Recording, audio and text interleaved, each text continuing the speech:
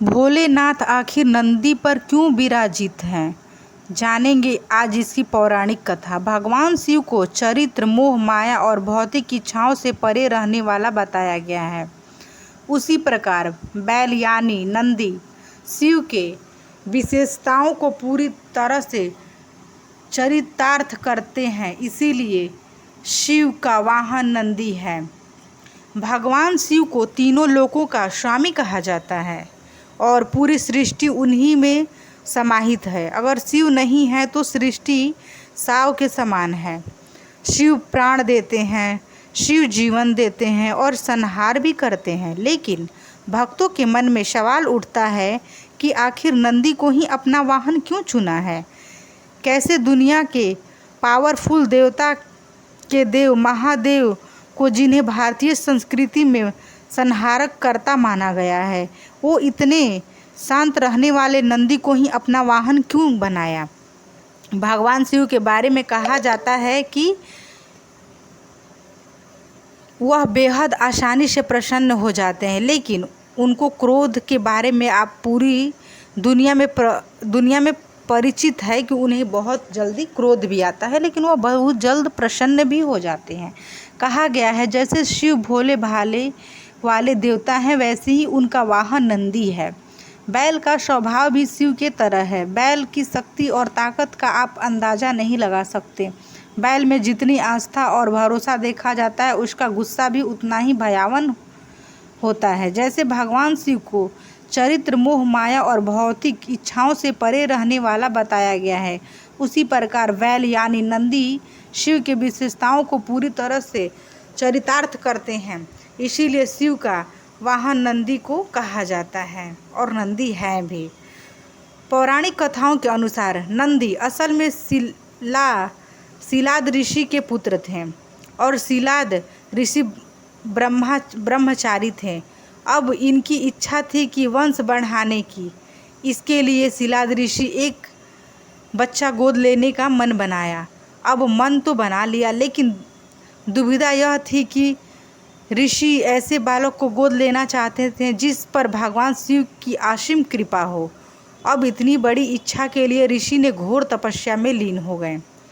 काफ़ी कठोर और लंबी तप के बाद आखिर भगवान शिव प्रसन्न हुए और उन्होंने ऋषि शिलाद को साक्षात दर्शन दिए और बोले, मैं आपकी तपस्या से प्रसन्न हूँ। भगवान शिव ने शिलाद ऋषि से कहा, मांगो, क्या वर मांगना चाहते हो। तब ऋषि शिलाद ने अपनी इच्छा और कामना भगवान शिव के समक्ष रखी। भगवान शिव ने शिलाद को पुत्र का आशीर्वाद देकर कहा, तथास्तु। वह उसे उस समय अपने साथ अपने घर ले आए और उसका लालन पोषण करने लगे। भगवान शिव के द्वारा दिया गया पुत्र ऋषि ने अपने घर लाए और उसका देखभाल करने लगे। देखते देखते नंदी बड़ा हो गया।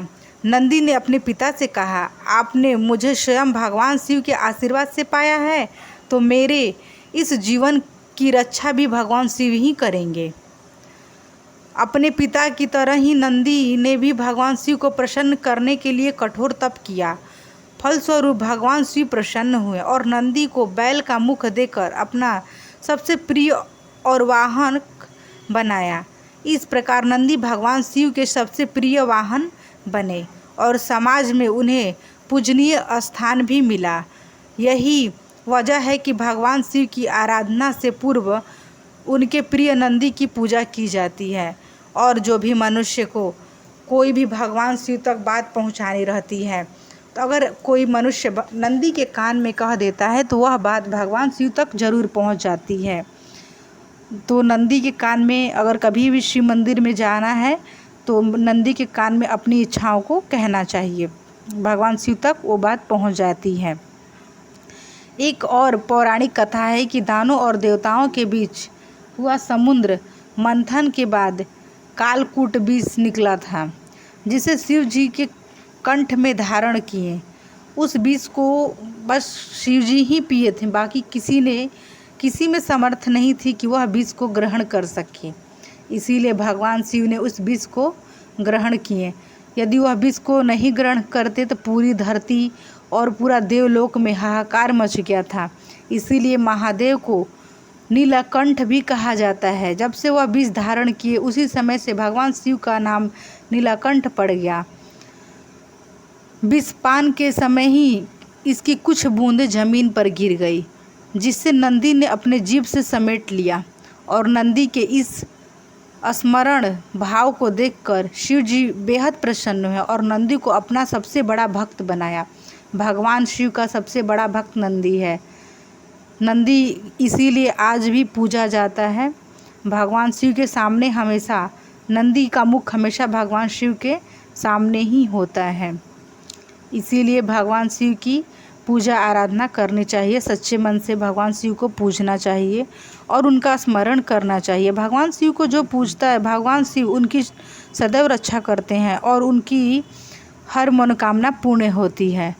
इसीलिए मनुष्यों को अपने हृदय में भगवान शिव को भजना चाहिए और उनकी पूजा पाठ श्रद्धा भाव से करनी चाहिए। भगवान शिव को ज़्यादा चढ़ावे की ज़रूरत भी नहीं पड़ती है। कोई भी आप उनकी पूजा करते हो तो सच्चे मन से करना है। सच्चे मन से करोगे तो ज़रूर सुनेंगे। जिस प्रकार भगवान शिव ने नंदी की सुनी, उसी प्रकार भगवान शिव आपकी भी ज़रूर सुनेंगे। इसीलिए यदि आप लोग को मेरी यह कथा आप लोग को पसंद आई होगी तो आप मेरे वीडियो को लाइक, शेयर एंड सब्सक्राइब ज़रूर करिएगा। यदि आप मेरे यूट्यूब चैनल पर नए हों तो हमारी वीडियो को अभी तक आप सब्सक्राइब नहीं किए हैं तो प्लीज़ सब्सक्राइब ज़रूर कर दीजिएगा। और इसी तरह के वीडियो देखने के लिए मेरे यूट्यूब चैनल पर बने रहिएगा। हर हर महादेव भक्तों, धन्यवाद।